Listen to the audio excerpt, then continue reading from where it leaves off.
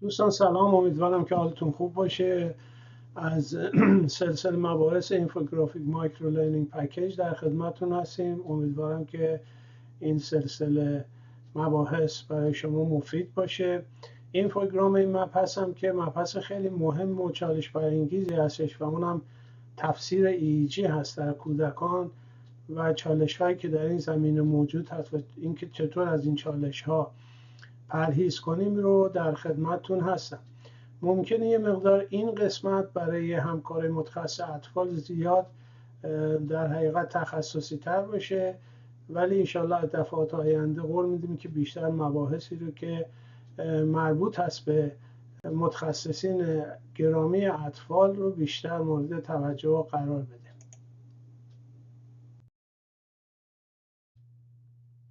خب میدونیم که ما مبحثی که واقعا چالش برانگیزه، تفاسیرش چالش برانگیزه، بنابراین ما باید یه مقداری برخوردی که با تفسیر EEG داریم به صورت ساختارمند باشه و خیلی مهمه که 3 تا نکته رو مد نظر داشته باشیم.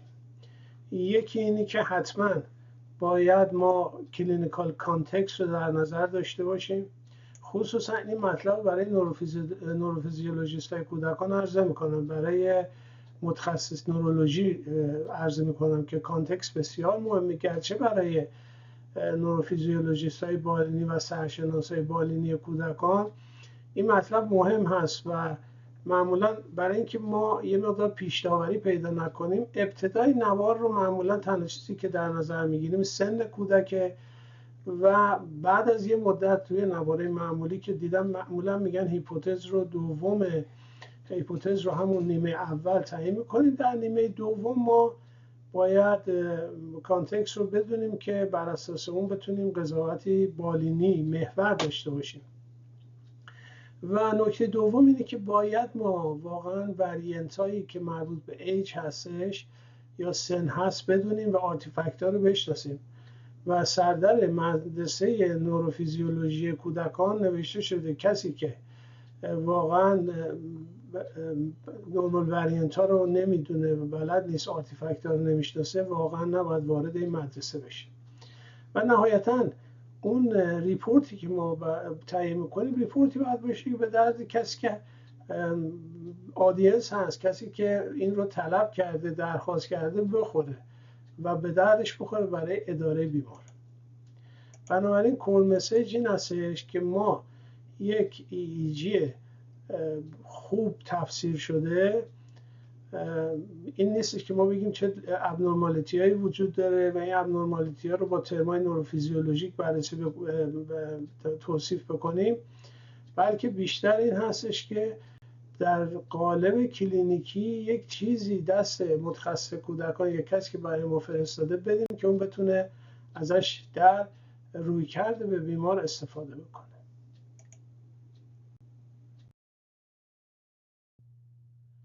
خب اینترپریتیشن فریمورک یا اون در حقیقت فریمورک که برای تفسیر ما داریم، اولین سوالمون اینه که خب این EEG برای چی درخواست شده؟ اصلا هر تست نوروفیزیولوژیکی که درخواست میشه، حالا اهم از EEG و اهم از تست‌های الکترودایگنوستیک، باید مشخص بشه که علت درخواستش واقعا چی بوده و برای چی این رو میخوان به اصطلاح چه استفاده از این درخواست میخوان بکنن. و کانتکست بالینی رو باید بدونیم، سابقه تاریخچه بالینی، معاینه، مدیکیشن هایی که مصرف میکنه، وضعیت فعلی کودک.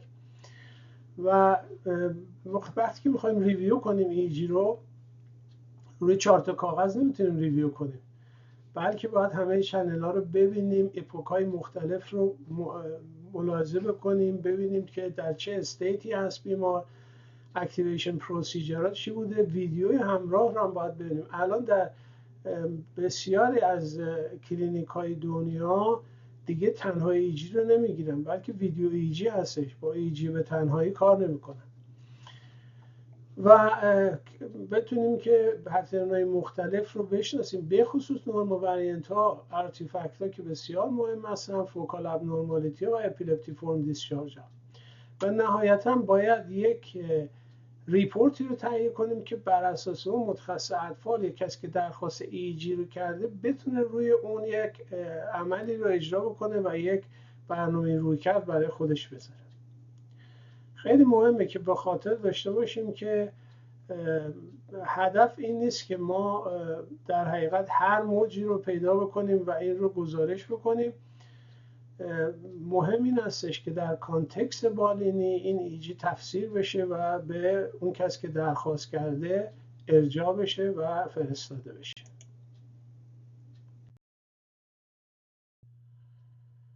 خب دو تا پیتفالی که الان ما در اینجا مشاهده میکنیم، مطرح میکنیم. پیتفال رو میگیم اینی که چرا باعث خطا میشه، ما رو گمراه میکنه، چجوری باید ازش اجتناب بکنیم و نکته‌های کلیدی در مورد اون پیتفال چیه. پیتفال اول در حقیقت ندانستن یا در حقیقت کافی نبودن اطلاعات در مورد زمینه بالینی هستش. چه ایرادی رو ایجاد میکنه؟ ایرادش اینه که وقتی که ما زمینه کافی نداریم ممکنه نورمال وریانت ها رو اوور اینترپریتیشن بکنیم، زیاده تفسیری بکنیم و یافته هایی که باید به دنبالش باشیم از نظرمون دور بیفته. چه کار باید بکنیم که از این پرهیز بکنیم؟ باید حتما هیستوری رو مورد مطالعه و بازبینی قرار بدیم. مدیکیشن ها رو باید بدونیم چرا این ایجی درخواست شده و یافته های بالینی که ارتباط داشته و مهم بوده ببینیم مربوط بوده به این مسئله چی هستش. بنابراین باید به اون ریکوست یا تقاضای ایجی که معمولا یه خطم توی مملکت ما نوشته میشه و بعدم هست، باید یه شرحالی وجود داشته باشه، بخونیم و اگر که ناواضح هستش با درخواست کننده، پزشک درخواست کننده تماس بگیریم و نظر اون رو و علتی که ایجی رو درخواست کرده بدونیم چی بوده. چالش دوم اینه که ما نورمال وریانت ها رو غیر طبیعی بخونیم. این بسیار رایج هست، به خصوص در مورد همکاران نورولوژیست بزرگسال و اونهایی که در حقیقت با نورمال وریانت های اطفال آشنایی ندارن، پترن های اطفال رو نمیشناسن و ممکنه که باعث پتانسیل ارور بشه و اونها رو غیر طبیعی تلقی بکنه. شاید من بگم شایع‌ترین چیزی که ما میبینیم تو پرکتیس اوور اینترپریتیشن هایپنوگاگیک هایپرسینکرونایزیشن یا هایپنوپامپیک هایپرسینکرونایزیشن که بعضی وقتا اینو غیر طبیعی میخونن و پترن‌های دیگر. چه کار باید بکنیم؟ این هستش که ما استانداردهای ریفرنس رو بشناسیم، بدونیم چیه و قسمت‌های مختلف مغز و ریجن ها رو به خصوص سیمتریکالیسیتی و کنترلاترال بودن این امواج رو مورد بررسی قرار بده. و مهمترین چیز این هستش، یعنی اون نکته کلیدی هستش که ایجی طبیعی برای سن رو ما اطلاع ازش داشته باشیم. خب پرکتیس پوینتی که اینجا وجود داره اینه که خواهشاً قبل از اینی که یک وی فرمی رو ما برچسب غیر طبیعی بهش بزنیم، حتما سن کودک، پترن‌های طبیعی که در اون سن وجود داره، مونتاژ استیت کودک رو مورد لحاظ قرار بدیم.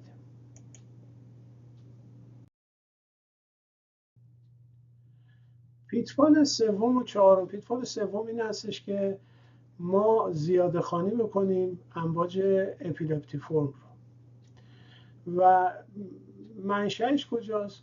بازم عرض میکنم خیلی مهمه. آرتیفکت ها، بناین پترن ها ممکنه ما رو گمراه بکنن. چه کار بکنیم؟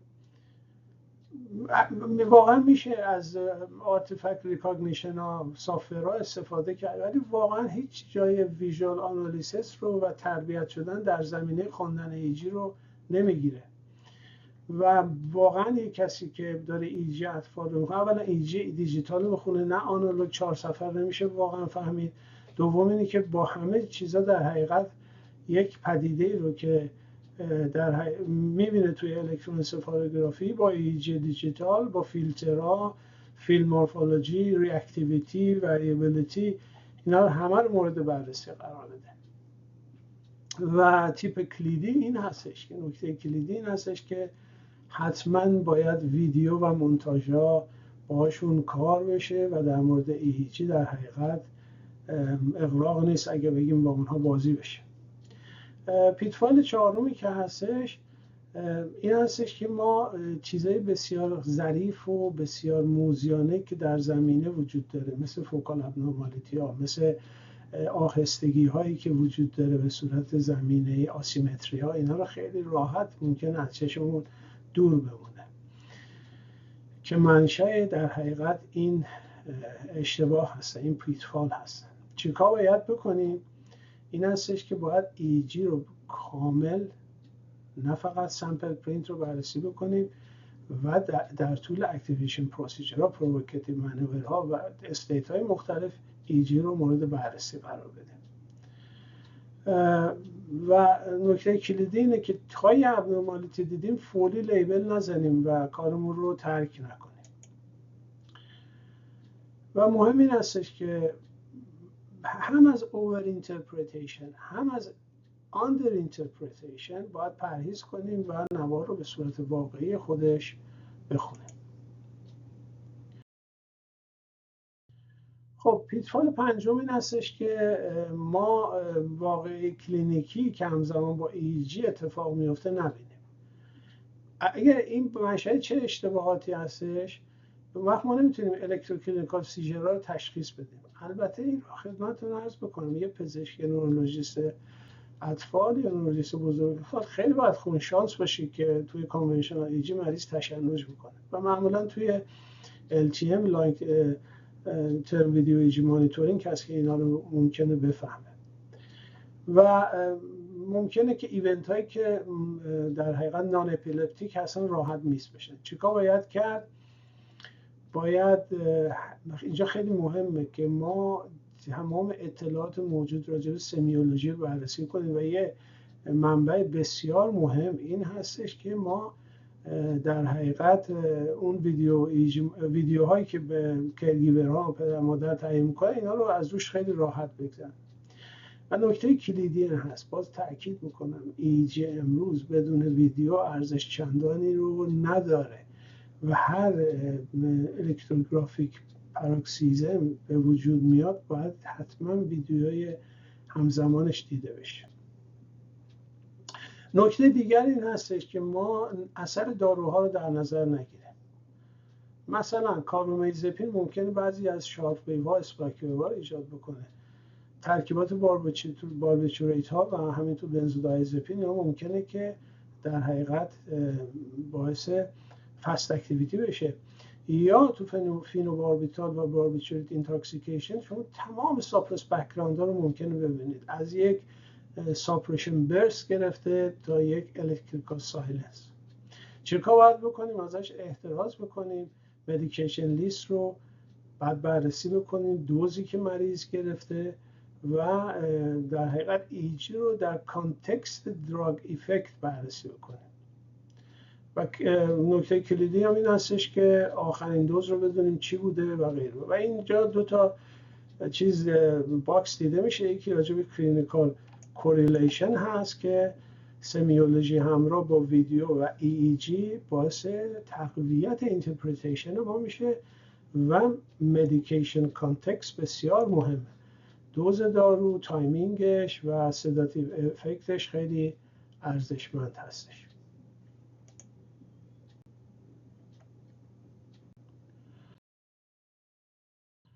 خب پیتفال هفتم و آخرین پیتفال هم این هستش که ما در حقیقت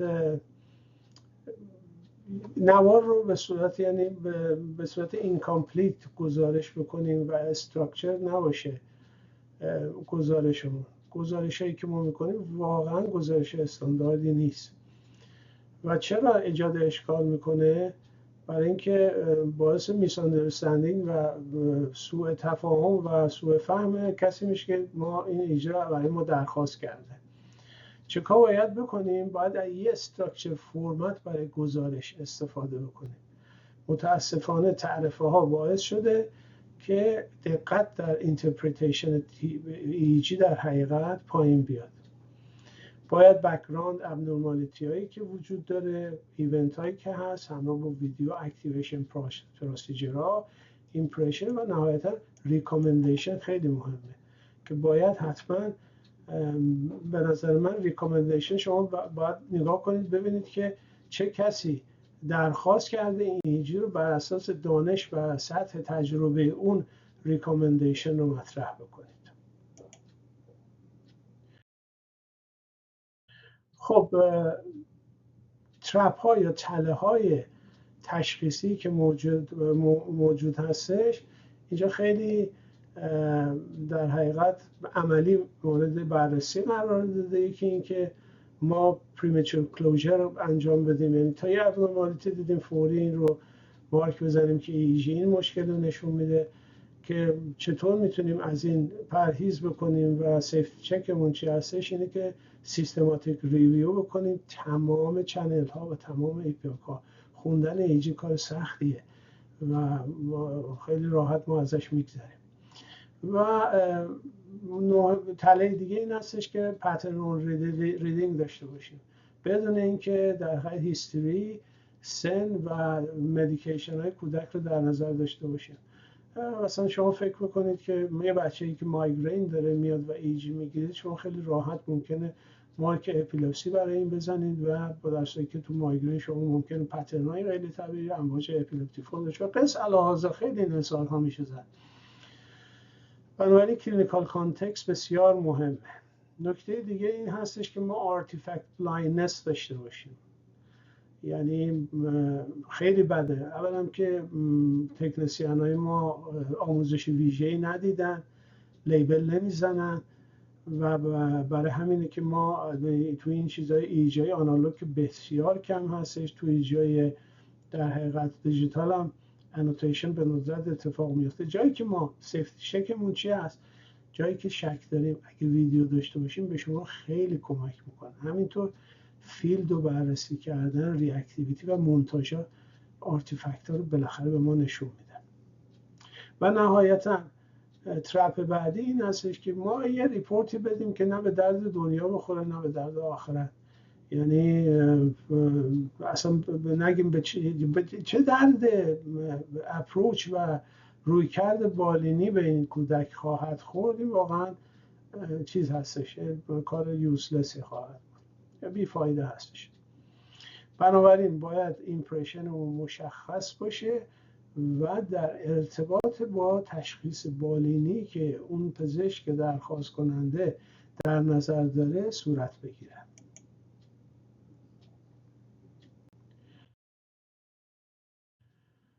خب حالا نکات کلیدی که برای دیلی ایجی پرکتیس لازم هستش.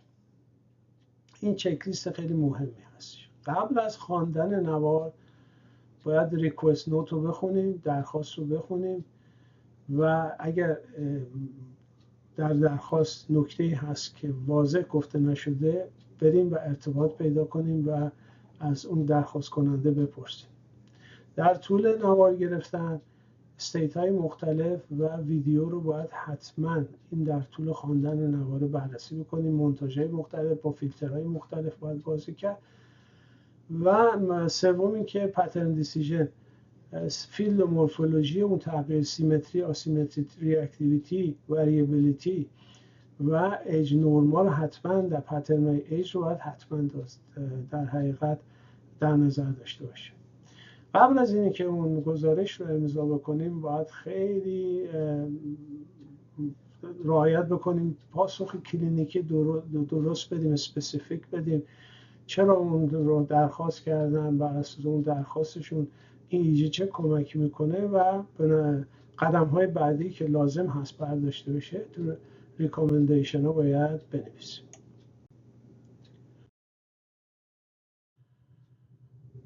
خب نکات طلایی که وجود داره باز هم عرض میکنیم. بیمار باید شناخته شده، تاریخچه‌اش مشخص بشه، بالینیش مشخص بشه. باید نورمال دیولپمنت رو در ایجی ببینیم، همونطور که یک کودک یک دیولپمنت داره ایجی هم دیولپمنت داره، سنین مختلف. باید جاهایی که لازمه حتما ویدیو با همراه با ایجی بررسی بشه. حتما باید از over interpretation و under interpretation باید پرهیز کرد. جایی که شک داریم از کسی که در این زمینه باسوادتر است، با تجربه تر است استفاده بکنیم و این هستش که هدف اصلی اینه که یک گزارش دقیق و درست رو ما ارائه بکنیم. خب تیک هوم مسیجی که در اینجا میشه داد این هستش که برای دوستانی که با ایجی سر کار دارن، البته باز این بحث زیاده، یه نوروفیزیولوژیست دوست داره اول خود ایجی رو ببینه، هیپوتز رو بده، بعد بره سراغ مسائل بالینی. ولی خب خیلی هم میگن که اول باید با کلینیکال کوئسچن شروع کرد. نورمال دیولپمنت پترن ها رو باید آرتیفکت ها جدا کرد از اپیلپتی فرم اکتیویتی. این دام بسیار بزرگی است در تفسیر ایجی. یه سیستماتیک ریویو رو باید انجام داد، ایونت ها، ویدیوهایی که داره، چنل های مختلف، اکتیویشن پروسیجر ها و ریپورتی که میدیم ریپورت درست حسابی باشه. مایلدلی ابنورمال، مارکتلی ابنورمال، اینا به درد کسی نمیخوره. بک‌گراند ابنورمالیتی ها، ایونت ها، اکتیویشن، ایمپرشن و چه ریکامندیشنی از اون ایجاد در کانتکست بالینی میشه داد. و بنابراین اگر ما ایجی خوبی، تفسیر خوبی داشته باشیم، دقت تشخیصی بهتری داریم و نهایتاً مراقبت بیمار در این صورت بهتر خواهد شد.